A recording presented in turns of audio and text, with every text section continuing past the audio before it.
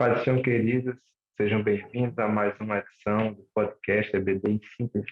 Desta feita, estaremos aqui na lição do número 2 da classe de juvenis.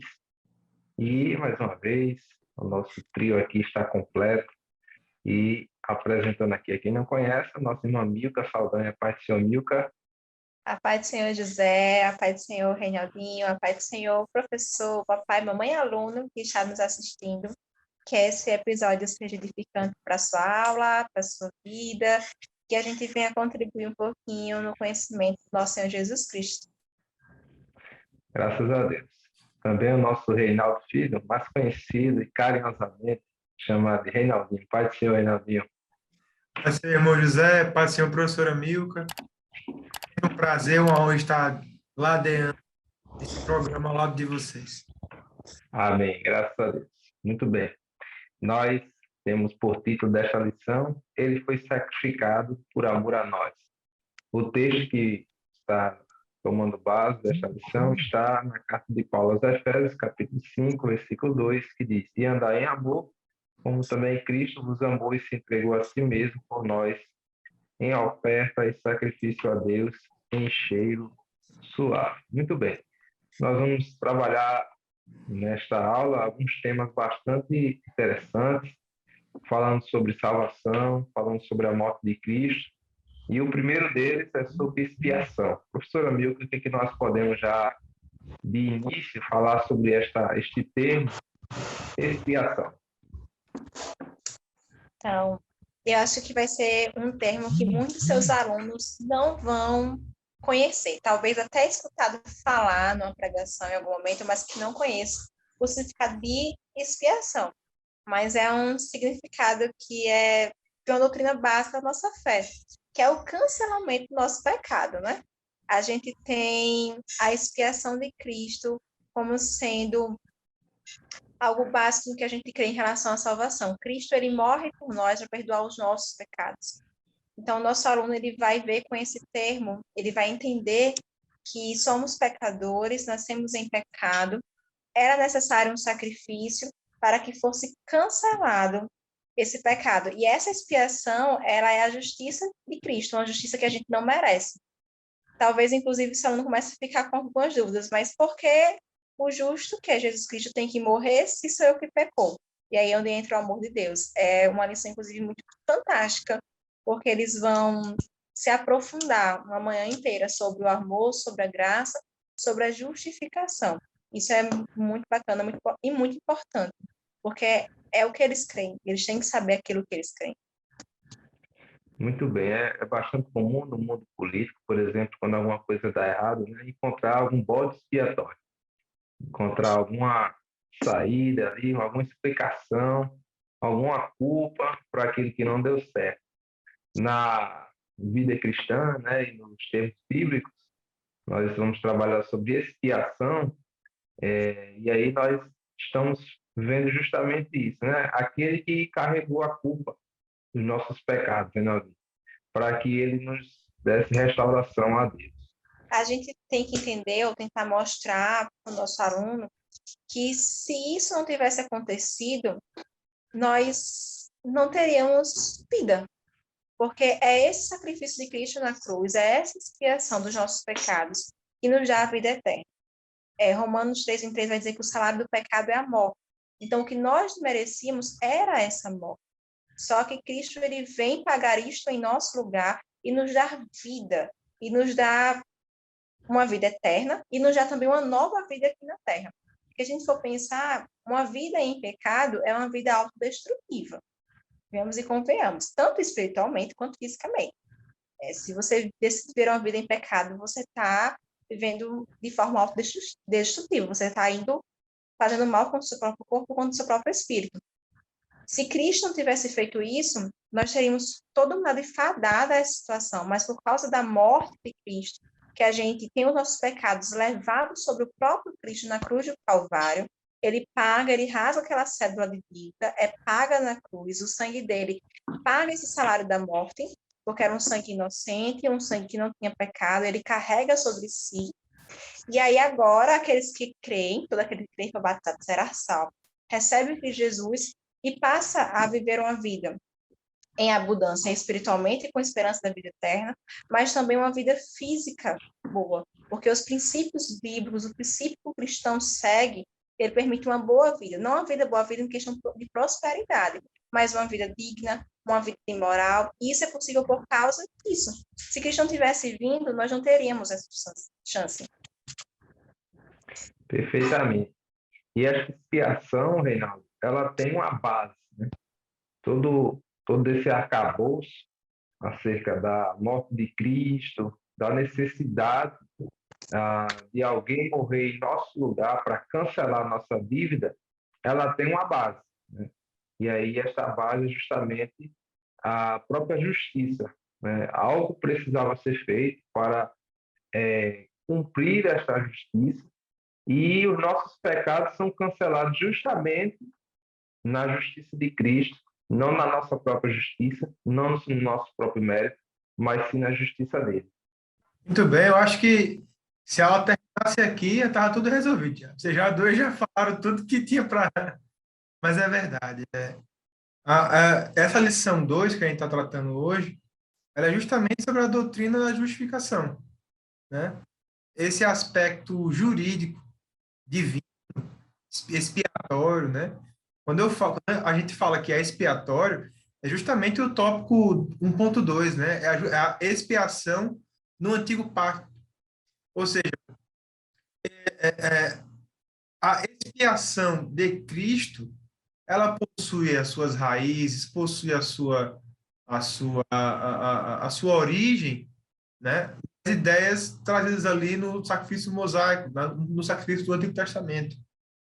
E todo aquele arcabouço de utensílios, né? Todo aquele sangue derramado, né?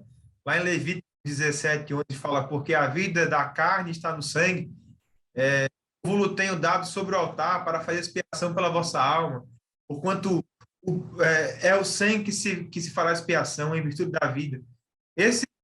Essas coisas são como símbolos, né? Como a gente vê lá em Hebreus e em outras cartas do Novo Testamento, são símbolos, são sombras de Cristo. E aqui entra aquela parte de tipologia bíblica, né? A tipologia não é um símbolo, né? Cristo não é símbolo do Velho Testamento, nem vice-versa. Na verdade, Cristo é a antítese, a, a antítese da tipologia, né? Que chama assim. Seria, na verdade, que a mensagem trazida no tabernáculo só é compreendida na sua plenitude através de Cristo. A mensagem sacrificial, cerimonial, que era expressada no Velho Testamento, é identificada e completa em Cristo.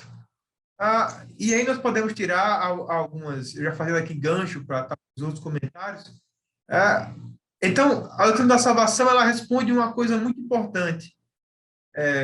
Além do modo, mais importante até do que o modo que fomos resgatados, que fomos justificados, comprados com esse sangue precioso, ela responde uma pergunta muito mais importante, que é por quê? Qual a grande questão aqui?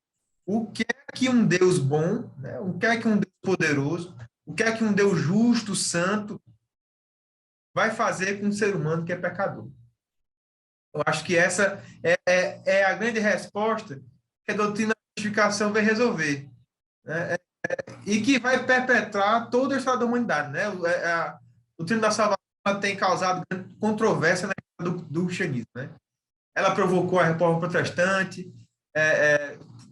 tanto Martinho Lutero como João Calvino, Armínio, todos vão falar sobre esses temas, e é um grande debate acerca da fé, mas que eu creio que todos eles são muito bons, né? Tem que sempre fazer um filtro ali, um filtro lá, mas eu creio que a justificação é uma coisa muito interessante, porque ela vai tratar desse aspecto da intervenção divina na humanidade.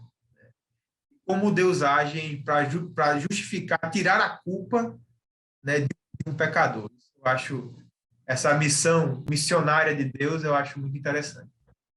É um ponto muito bom para a gente lembrar naqueles dias difíceis, sinceramente, porque quando a gente pega um dia, o aluno adolescente ele não vai ter, nada está dando certo, nada está bom, e você lembra que você é pecador, você poderia estar vivendo uma vida em caminho à morte, e aí um Deus que lhe cria, que criou a humanidade, que é soberano, que não deve nada a ninguém, não deve nada a você.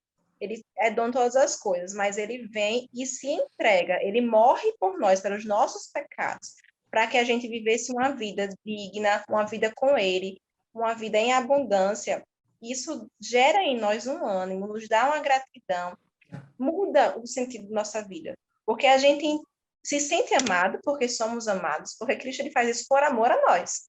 João 3,16 não está escrito à toa, porque Deus amou o mundo de tal maneira que enviou seu Filho unigênito para que todo aquele que nele crê não pereça, mas tenha vida eterna. Está dizendo o quê? Que Deus amou e por isso ele morre para perdoar os nossos pecados. A justificação está acontecendo por conta disso. É uma doutrina fundamental que ela gera em nós esperança, ela nos renova as nossas forças e ela nos faz caminhar. E isso deve ser plantado no coração desde muito cedo. Entender que a gente é amado por Deus, que a gente é perdoado e que é necessário. E aí, pegando um pouquinho da lição passada, né, que eles viram que o sacrifício existe desde o Antigo Testamento. Isso também é prova do amor de Deus. Porque o salário do pecado era a morte, necessitava de sangue. Só que Jesus não tinha vindo no Antigo Testamento. Então, quando Deus leva para nós, ele via pecado. Quando havia o sacrifício, aquele sacrifício encobria, ele não perdoava, mas encobria. Estava pago momentaneamente. Isso mostra amor com Deus, de Deus por nós. Porque antes mesmo de Jesus vir, Deus já se preocupava em fazer com que esse pecado fosse pelo menos encoberto, para que o homem tivesse de alguma forma acesso ao Pai, mesmo com acesso restrito. Então, a trajetória da salvação do homem, a história da salvação do homem, ela é regada do amor de Deus para a nossa vida. E é necessário que a gente saiba. Eu acho que eu vou falar muito isso hoje, é necessário. Porque é a nossa fé. Se a gente não acredita que Deus nos amou, que Ele morreu por nós, está complicado. Porque nós estamos aqui por conta desse amor e por conta desta salvação. Exatamente. Tudo isso parte justamente de um ponto muito importante, que é a questão da depravação total, né, do pecado original. Todas essas lições, esses pontos que nós estamos vendo, ainda estaremos estudando, ela decorre justamente do pecado do homem, né? Tudo isso aqui só vai acontecer, só aconteceu porque um dia o homem escolheu não obedecer à ordem de Deus. E a partir daí, essa tragédia chamada pecado, ela contaminou toda a raça humana, né? Nisso, os arminianos, calvinistas concordam, né? Que é a depravação total, que é essa onde a imagem de Deus no homem foi imaculada, foi manchada, e a partir daí houve a necessidade de uma reconciliação, né? E para que essa reconciliação acontecesse, precisaria da iniciativa de alguém. E essa iniciativa não partiu do homem, essa iniciativa partiu de Deus, né? Mas para que essa iniciativa ela fosse completa, aí o negócio era mais estreito, né? Porque existia uma justiça a ser cumprida e não era de qualquer jeito. E aí é por isso que Cristo vem justamente para cumprir essa justiça. A justiça de Deus fosse cumprida nele, que era perfeito, para que alcançasse esse padrão tão sublime, o padrão da justiça de Deus. Até porque nós éramos inimigos de Deus, né? E somente através de Cristo é que nós nos aproximamos dele e a gente se torna seus filhos, né? As pessoas têm uma visão, talvez muito influenciada pelo cinema, pela literatura, de que meio que há uma guerra, né, José? Uma guerra entre Satanás e Deus. Não há.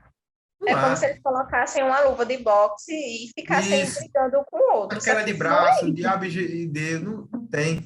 Na verdade, essa doutrina da justificação quebra isso, quebra dois mitos. O primeiro é esse de que há uma luta justa entre o diabo e Jesus, porque não há luta. Na verdade, a doutrina da salvação a dizer respeito à situação grave do ser humano, o ser humano caído, que é quando ele se expõe à justiça de Deus.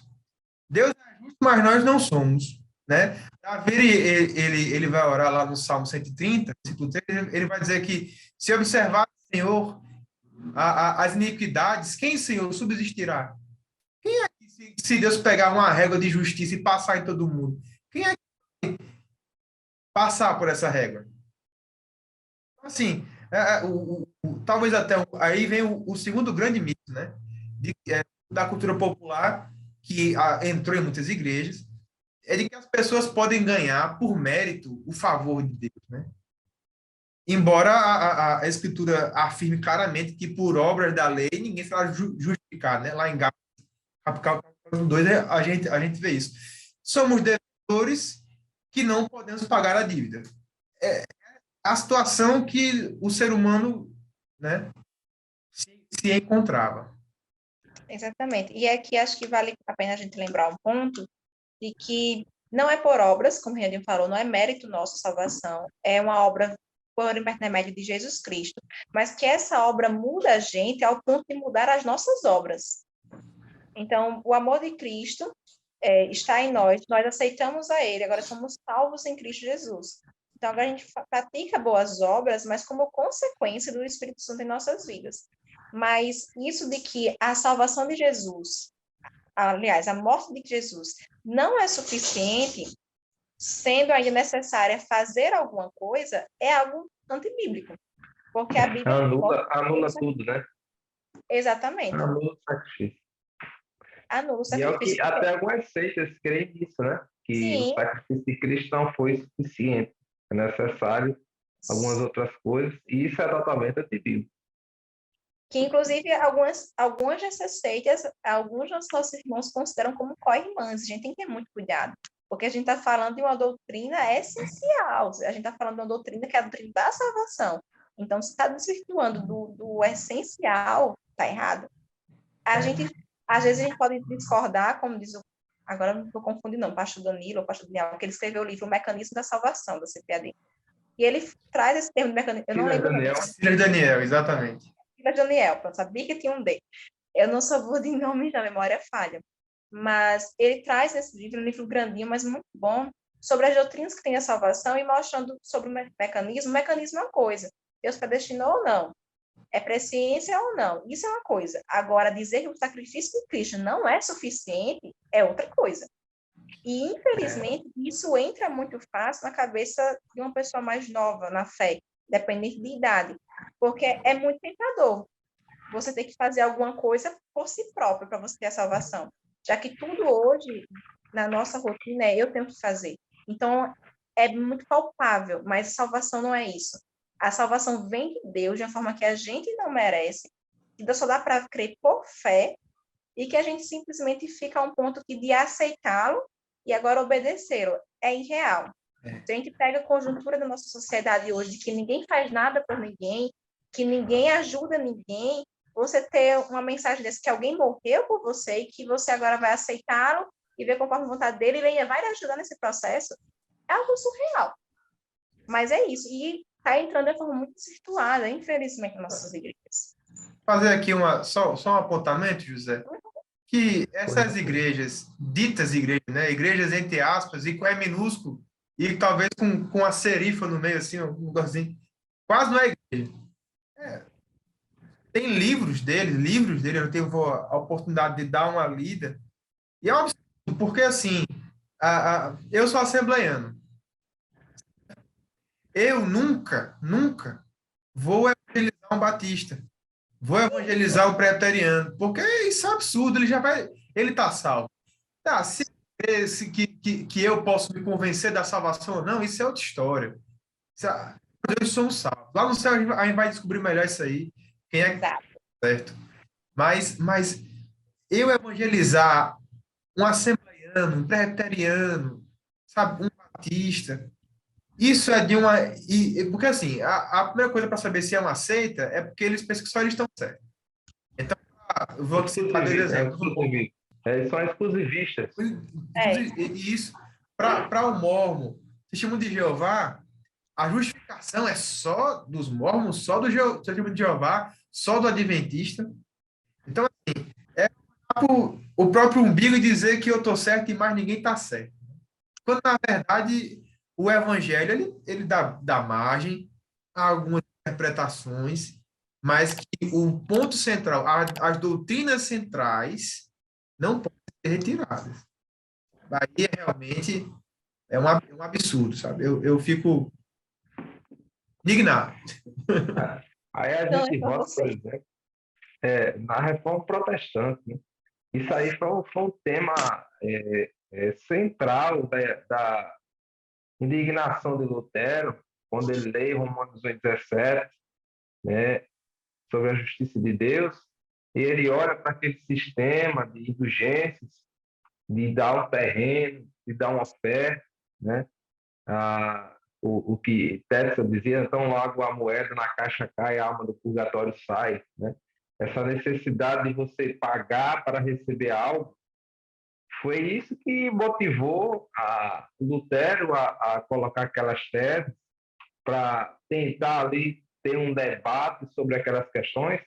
E hoje essas coisas retornam muitas vezes com outra roupagem, mas é o mesmo conceito, é a mesma coisa, né? A necessidade de se fazer algo para comprar a justiça de Deus. E isso é totalmente equivocado, né? E essa justiça, ela precisava ser universal, porque o pecado atingiu a todo mundo. Romanos 1,18, Paulo vai dizer assim: porque assim como por uma só ofensa veio o juízo sobre todos os homens para a condenação, assim também por um só ato de justiça veio a graça sobre todos os homens para a justificação de vida. Né? Então, porque como pela desobediência de um só homem, muitos foram feitos pecadores, assim pela obediência de um, muitos serão feitos justos. Então, não há necessidade de se fazer atos de justiça, entre aspas, para pagar ou para complementar, já que não é suficiente para muitos, esse ato de justiça que Cristo fez, né? Mas este sacrifício que ele fez por nós é suficiente.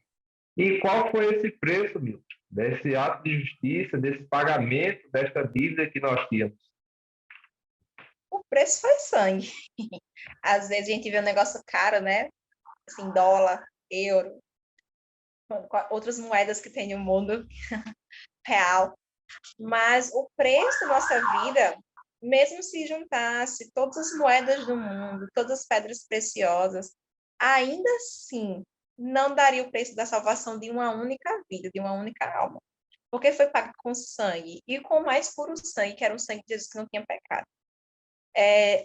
Eu sou da área de saúde, e às vezes, não sei se no direito também tem, acho que deve ter alguma área que tenha um pouco essa discussão, não sei, mas o quanto se vale uma vida? Quanto vale uma vida?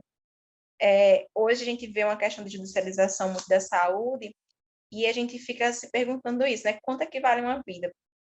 Todos, como tem a questão da garantia da saúde pelo Estado, o Estado maior seria o nível do Brasil, então, quando se consegue acesso ao sistema de saúde, é judicializado para que se consiga, e às vezes a equipe se depara com a situação, tem que atender pela justiça, mas vai colocar onde? Qual o leito? Começa, quanto é que vale uma vida? É essa, é a outra, e não tem. E isso é muito presente na saúde e refletir o valor de uma vida. Se a gente faz isso... E quando tem que escolher, Milka, só tem uma cama para duas pessoas, eu boto quem? É complicado. Isso envolve aspectos éticos, morais, legais, é uma discussão gigantesca e que é muito comum na saúde, tanto em serviço público quanto em serviço privado. Isso na pandemia. Na pandemia, isso aconteceu, acho que foi quando se tornou muito notório que existe a judicialização e que existe esse outro lado, que é o lado que é no hospital, porque chega, tem que atender, tem que colocar em algum lugar, dizendo em outras palavras, tá? Mas vai ser aonde? E não é tanto que eu sou da enfermagem, né? A enfermagem é conhecida para as gambiarras, porque vai fazendo gambiarra para aderir equipamento de instrumento para conseguir atender todo mundo. Deus deu inteligência às pessoas, aos profissionais, para poder adaptar. Mas onde eu quero chegar com isso é que se a gente, como homem, como profissional, se questiona o valor de uma vida, imagina isso voltado para a nossa área espiritual. Quanto é que valeu a nossa vida, né? Ela valeu um preço que não tem como ninguém pagar. Simplesmente, não existe uma moeda, não existe tesouros, não existe nada que possa pagar. E por mais batido que seja, é uma verdade muito grande, porque foi o preço de um sangue perfeito de um inocente. Então, é esse preço que foi pago. E esse é o valor da vida. É um valor que não se mede. Então, inclusive, a gente pode ver o quanto isso é tão forte e é intrínseco ao homem, porque quando acontece alguma atrocidade, alguma coisa grave com alguém, se aquela notícia, uma tragédia, aquilo nos dói muito. Nos dói porque se houver uma morte, aquilo choca. E nos choca por quê? Porque o homem não foi feito para morrer. Deus fez o homem, a sua imagem e semelhança, para ter uma vida com ele. Mas o pecado, ele tira isso. Então a gente não foi preparado para morrer. Mas porque dentro de nós também tem essa questão da vida, que foi dada pelo próprio Deus. A gente tem uma sensibilidade para a vida. Ela só é deturpada por causa do pecado. E a nossa vida foi comprada com este sangue. E os que não são salvos podem ter acesso de graça, né? Porque o preço já foi pago. Melhor do apóstolo Pedro, né? Ele escrevendo a sua primeira epístola, ele diz justamente isso, né?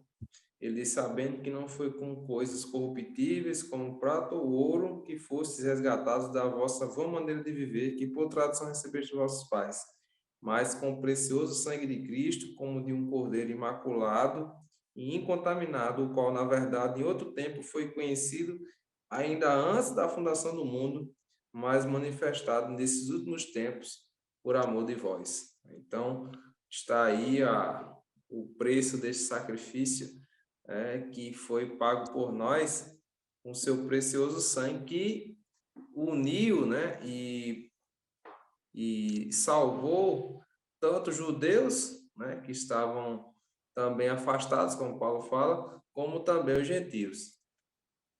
José falou uma coisa bem rápida, mas eu prestei atenção, acho muito interessante. Ele disse que algumas pessoas pensam que podem conseguir a salvação de algum modo que não seja por Cristo, ou que podem suplementar a sua pecaminosidade de alguma forma, esse afastamento com algumas outras coisas, ou seja, que elas estão no caminho, mas que podem de alguma forma conseguir algum suplemento espiritual energético que vão dar a elas um up na sua caminhada. E aí a gente pode mencionar aqui também, José, já também voltando à ideia do apóstolo Pedro, das indulgências da Igreja Católica, certo? Muitas pessoas acham que a gente aprende isso na escola, que a indulgência você pagava para ter salvação, né? Pagava para ter a salvação. Mas, na verdade, a igreja católica apostólica romana daquela época, ela enfatizava que a indulgência não garante salvação, mas que ela é uma ajuda espiritual para aqueles que estão em busca de uma vida santa. Meus irmãos, olha, isso é complicado. Dar oferta e dar dízimos são coisas boas. O dízimo é uma ordenança de Deus, ó, dá o dízimo, faz para mim. Mas isso não torna você mais santo ou menos santo. Isso não vai guiar você para o céu ou não. O que guia você, como o apóstolo Pedro disse, e que José acabou de recitá-lo, é o mistério revelado. É Cristo Jesus. Não é?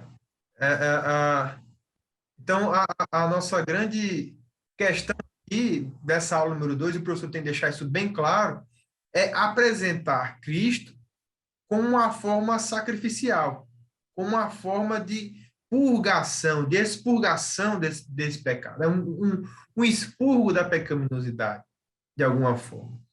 Falar em Agora, expurgar, Reinaldo, aí vem, por exemplo, o purgatório, né? O que purgatório, você fez aqui já perfeito. não foi suficiente. Você ainda vai ter que pagar, além da vida, algo que você ainda está devendo e precisa ser pago. E Perfeito. você precisa ir à missa, você precisa participar disso para ajudar aquela pessoa que já morreu a Exatamente. pagar aquela dívida. Tem uma coisa que Lutero brigava muito, porque assim, a Igreja Católica, ela tem uma coisa, assim, quando Lutero apresentou a tese da doutrina da justificação por Cristo, somente pela fé, sola fide, Eles falam, mas como é que Deus vai justificar uma pessoa que ela é pecadora e Deus é justo? Como é que eu posso fazer isso? Aí Lutero vai dizer que uma frase, ela é em latim, mas simul iustis et pecador. Quer dizer, ao mesmo tempo que eu sou justo e pecador. Eu sou justo porque Cristo morreu por mim. Eu sou justo, ele está dizendo assim que a pessoa justificada, ela é simultaneamente justa e pecadora. Nós somos justos por virtude da obra de Cristo, mas ainda não somos aperfeiçoados. Por isso ainda pecamos. E aí a Igreja Católica argumentava que isso era uma ficção legal, porque a justificação é uma ideia jurídica, né? Você tirar a culpa de alguém. E aí os teólogos católicos, eles perguntavam isso. Então, como é que pode alguém declarar que alguém é justo ainda sendo pecador? Isso seria indigno de Deus, né? Porque, né? Agora, em lugar disso, Roma argumentava, né, em favor do que é chamada justificação analítica, certo? Eles criam nisso. Eles concordam que a justificação acontece quando Deus declara alguém justo. Portanto, para Roma, Deus não declarava uma pessoa justa enquanto a pessoa não for totalmente justa. Aí os protestantes respondem dizendo, olha, mas não é assim não. Não tem nada de ficcional, não. Uma pessoa é justa aos olhos de Deus por virtude da obra real de Cristo. Não é nada ficcional, certo? O que mais pode ser dito sobre isso? Em relação a essa visão católica, porque na verdade a Igreja Católica passou por uma grande reforma nos últimos anos, mas que ainda existem coisas basilares que tem que ser mudado. Por exemplo, a visão do justo para eles tem Santa Teresa d'Ávila. Ela vai dizer que o homem é como ela tem um livro chamado O Castelo Interior. O livro é lindo, mas está errado. Ela diz que o homem é um castelo, é poética, é lindo. O homem é um castelo, tem um castelo interior. E aí, quando o homem vai entrando nesse castelo e conhecendo esse castelo, ele chega ao centro do castelo e vê que ali está Jesus. Ou seja, quanto mais o homem se conhece, mais o homem percebe que Deus está dentro dele. Não é? Só que Lutero dizia o contrário, dizendo, não é assim. Não é você se descobre justo. Na verdade, você vai se destruindo esse seu castelo, porque você tem uma fortaleza, né? Cécile diz que é um bestiário de ilusões e de vícios, etc. Você destrói isso, e a partir daí você conhece realmente, você constrói a sua cara sobre a rocha, e você entende o que é realmente o amor de Cristo, e aí você passa a compreender o quão pecador você é, para que, compreendendo o quão pecador você possa ser tão justo quanto você é pecador, pela obra de Cristo. E aí, Reinaldinho, um conceito que vem atrás da justificação é a santificação, porque você é justificado por Cristo, pelo sangue de Cristo, mas existe a santificação, que é isso que faz. A gente é pecador, nós somos pecadores? Somos. Só que a partir do Espírito Santo em nossas vidas, a gente não tem o prazer em pecar. A gente não quer pecar. E o Espírito Santo nos ajuda a tratar isso e vai ocorrer o processo de santificação, que é um processo contínuo. Então, é isso que entra do lado, e eu acho que era isso que antigamente não se via. E não falo nem só no tempo de Roma ou de pré-reforma, mas até algumas décadas atrás, não se tinha, às vezes, essa visão de todos os crentes de que justificação e santificação vêm juntos. Você é justificado, você é salvo, o Espírito Santo mora em você, mas existe essa santificação. Você precisa desse processo. E hoje em dia a gente também vê que alguns estão voltando a viver isso, botar isso em esquecimento, na verdade. A gente tem que viver um processo de santificação, algo contínuo. E isso faz através do Espírito Santo. É necessário. Quando somos salvos, o selo que a gente recebe é o Espírito Santo. E ele é o nosso ajudador. É ele quem vai conosco trilhar essa caminhada da vida aqui, uma vida cristã, e uma vida em busca de não pecar. quando você é uma pessoa que diz que aceitou Jesus, mas ela deseja pecar e faz por onde pecar, ela peca conscientemente, querendo pecar, ela quer mentir e mente, ela não luta contra o seu pecado, tem algo de errado. Quando nós falamos de justificação, esse aspecto do justo, quando você lê na Bíblia justo, está ligado à ideia da justificação. Ou seja, eu me torno inocente, vamos por assim dizer. Obviamente, eu não sou inocente, eu sou culpado, mas eu dou minha culpa e, portanto, eu não tenho mais culpa. Quando eu falo de santificação, temos que dividir a santificação posicional, que acontece no momento da conversão, onde você se torna um santo. Santo, porque agora, para o mundo, você está separado. Então, agora você é santo. A santificação posicional, ela diz que, diante de Deus, agora você está separado das outras pessoas. Você é justo e agora você está separado. A santificação procedural, que eu acho que deve ser algum tema de algumas das lições que vamos tratar aqui. A procedural, a processual, que é a que o Mico estava falando agora, ela é com o tempo. E aí é o aperfeiçoamento, até que você torne dia perfeito, né? Perfeitamente. Um ponto aqui bastante interessante que o professor ele não pode esquecer, ou melhor, que não seja confundido, que algumas seitas também trabalham nessa questão aqui, é uma citação do texto de Hebreus, no final do ponto 2.1, que diz assim, que o Filho foi gerado por Deus. E a citação, né? Tu és meu filho, hoje te gerei e lhe serei por pai, e ele me será por filho. Isso foi uma discussão muito forte nos primeiros séculos da igreja. Por exemplo, Ário, né? Ário dizia que Cristo era uma criatura, né? Ele foi criado por Deus, gerado por Deus.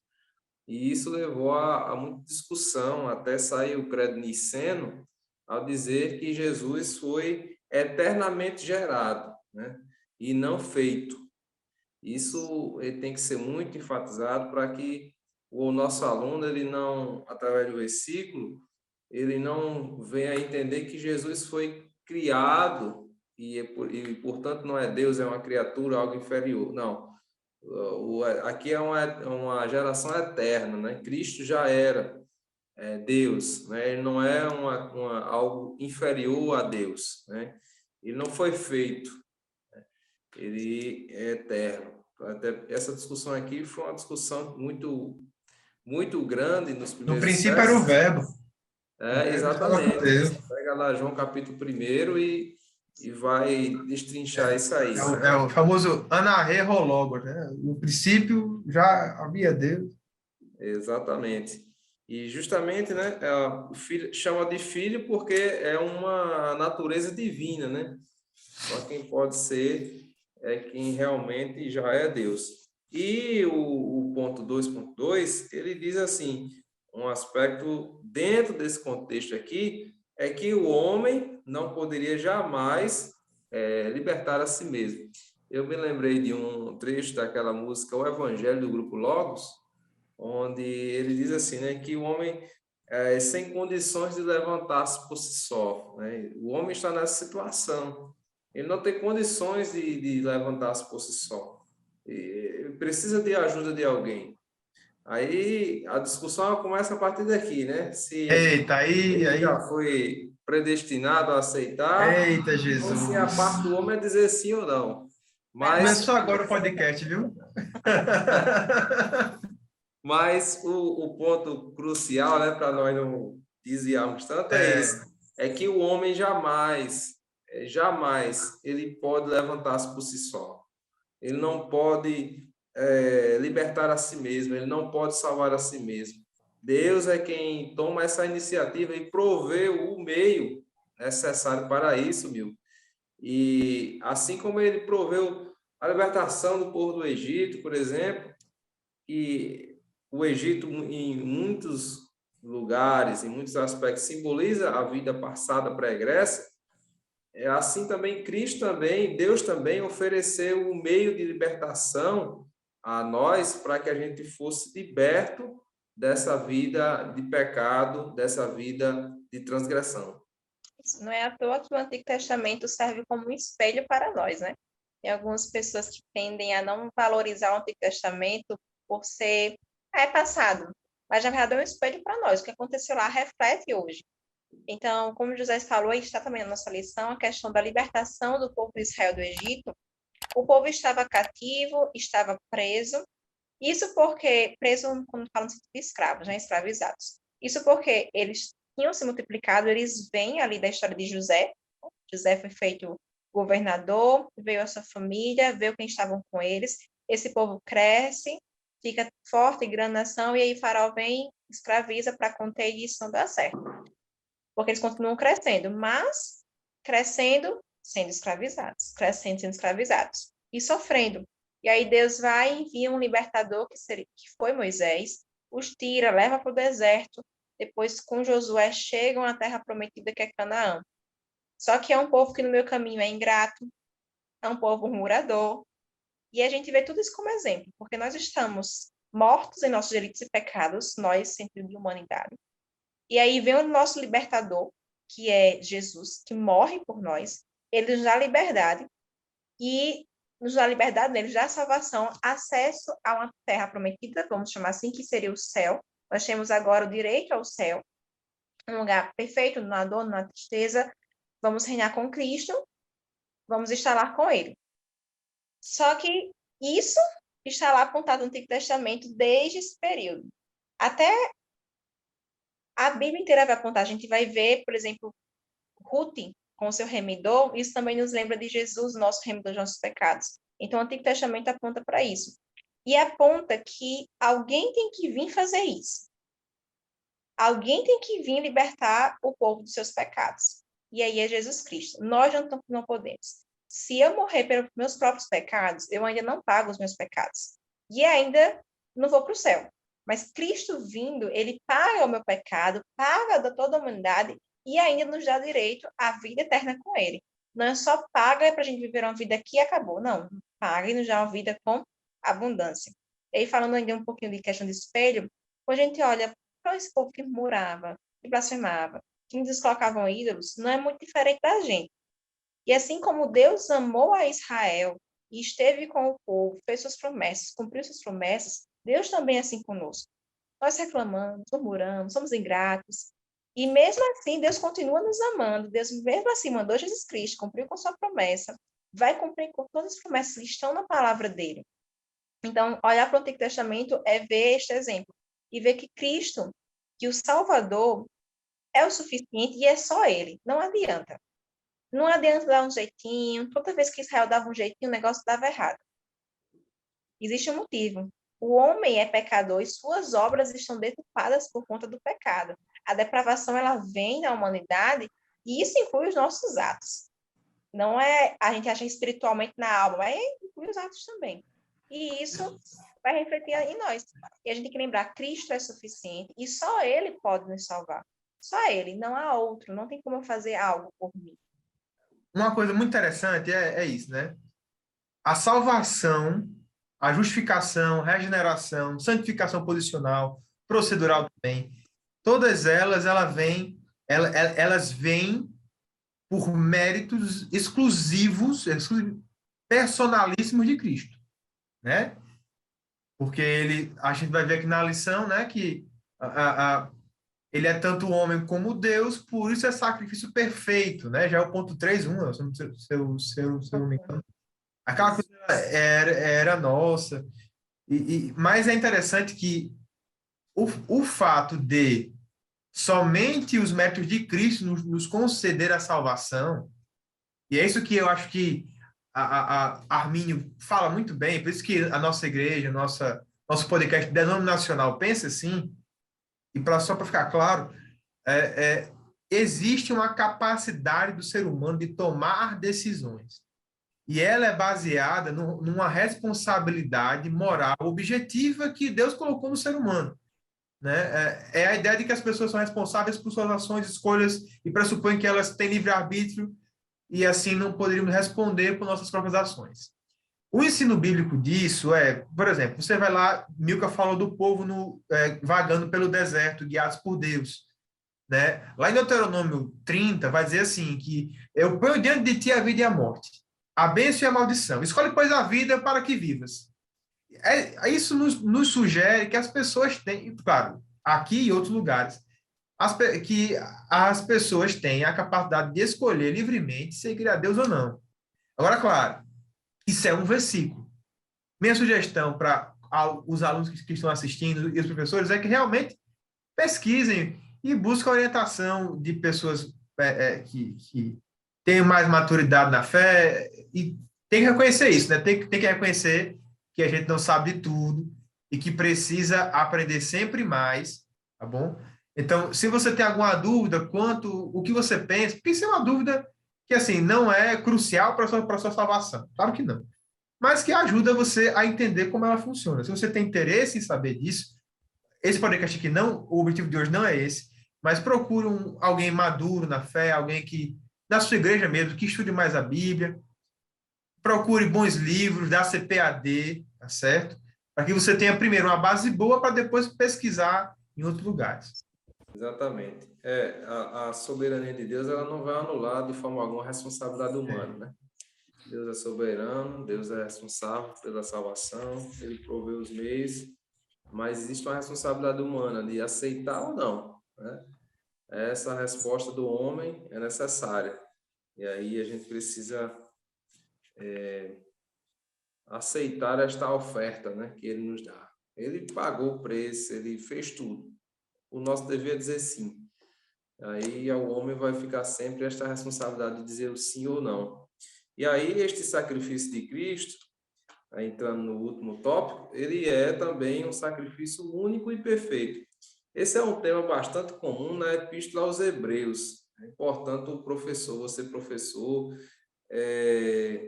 nesse último tópico aqui, você adentrar bastante na carta aos Hebreus, porque o autor dos Hebreus ele vai fazer muito essa comparação de Cristo com o Antigo Testamento, com o sumo sacerdote, com Moisés, com Josué, com o sistema levítico.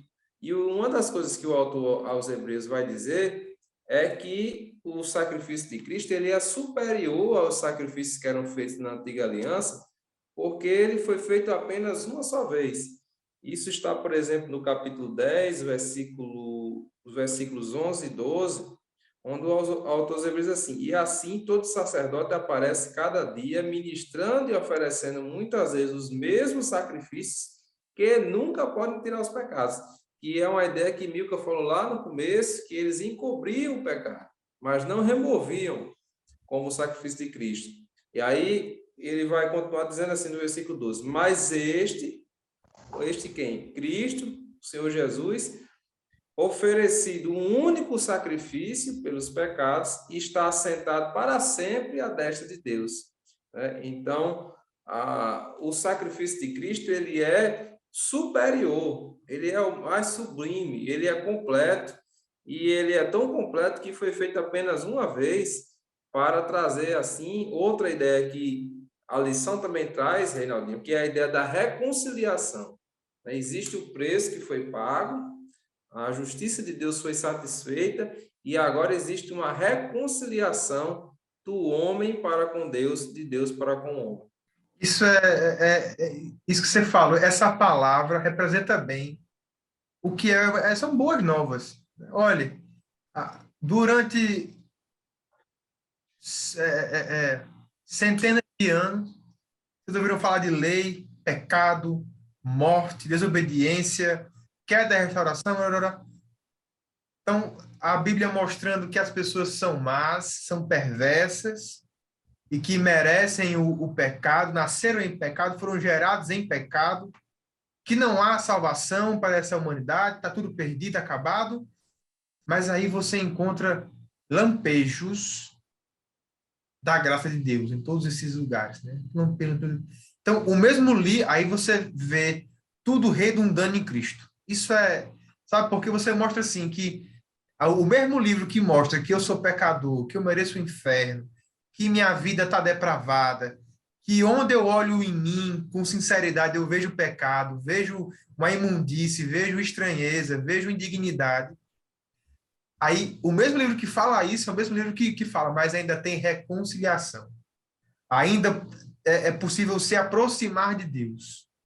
É porque, se você pegar a primeira história que nós temos no Gênesis, que envolve a humanidade, obviamente, é que Deus cria tudo, Deus cria o homem, e o homem, a gente pensa que Deus expulsa o homem da sua presença.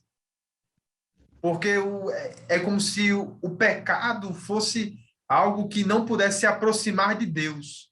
Deus é tão santo, tão justo, tão perfeito, que essa aproximação é impossível. É como se você chegasse na sua casa, na sua cozinha, no seu banheiro, quarto, etc., e tivesse baratas na sua casa. Ninguém em sã consciência vai dormir num quarto cheio de barata. Ninguém em sã consciência vai dormir numa casa, num lugar com rato, com coisa. Porque esses vermes, você tem ojeriza dele. Deus não pode conviver com esse tipo de coisa. Deus não vive numa casa, num ambiente desarrumado. Deus, caso que isso é uma analogia, né? Tem que detetizar, tem que tirar aquilo. E aí você vê essa necessidade, você imagine você numa casa cheia de barata de coisa, se você quer matar, quer destruir aquilo, mas Deus, ao invés disso, ele pega aqueles seres tão insignificantes que é o ser humano que mata, que peca, que rouba, que está depravado, e ele ama.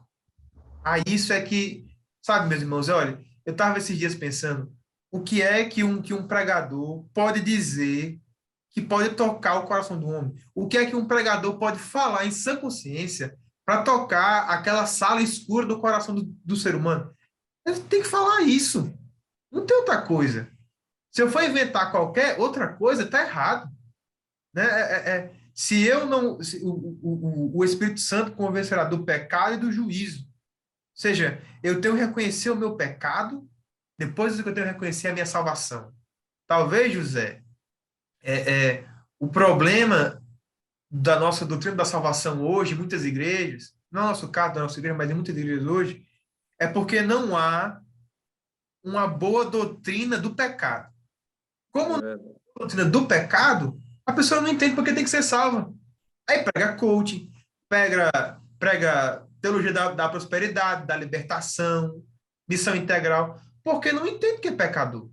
Para ele está tudo bem. E eu tenho dito, eu falei a um amigo esses dias, dizendo, olha, é mais fácil que você converta, melhor, minto, melhor, é mais fácil que o Espírito Santo convença, se por assim dizer que é mais fácil ou mais difícil, um pecador que está no fundo do poço do que um pecador que pensa que porque faz caridade, que porque vai à missa, tá tudo bom. É mais fácil. Esse sentimento de falsa salvação é terrível. Então, justamente, o problema da doutrina, de algumas doutrinas da justificação é porque não existe doutrina do pecado. Então, salvo de quê? Exatamente. Ou senão a tentativa de a si mesmo se justificar, né? Tentativa de autojustificação. Eu lembro agora do fariseu publicano, né? O fariseu chegou lá, Senhor, tô aqui, ó, o dízimo, jejum, faço tudo. Não sou como esse aqui, ó, e tá aqui atrás. Não sou igual a ele, não. Eu sou justo. E o fariseu, e o publicano, coitado, não levantou nem para frente. Disse, Senhor, tem misericórdia de mim. E qual foi a resposta de Jesus? Né? Que este, o publicano, já foi justificado.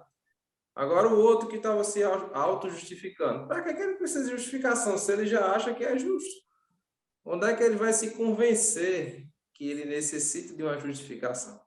Então, esse é um Tudo problema. bem, Né? tá tudo bem. Tá Eu tenho um amigo que ele não vai no médico, não, tá tudo ótimo. Entendeu? Como é que você vai saber? É uma sensação de falsa segurança. Falsa segurança. Você cria um escudo em si próprio que dá uma falsa segurança. Você está, na verdade, se auto-enganando, né? Em vez de você conseguir o remédio, conseguir a cura, conseguir a vida eterna, você se auto-engana dizendo que está tudo bem, que está salvo, porque você faz isso ou faz aquilo. E no final a conta chega, porque um dia Jesus vai voltar. Um dia essa graça aqui vai chegar no limite, vai chegar um tempo que Jesus vai voltar e a igreja vai subir. E aí a gente sabe que vai acontecer depois. O negócio não vai ser muito fácil, não. A porta estreita agora, depois vai ficar complicado.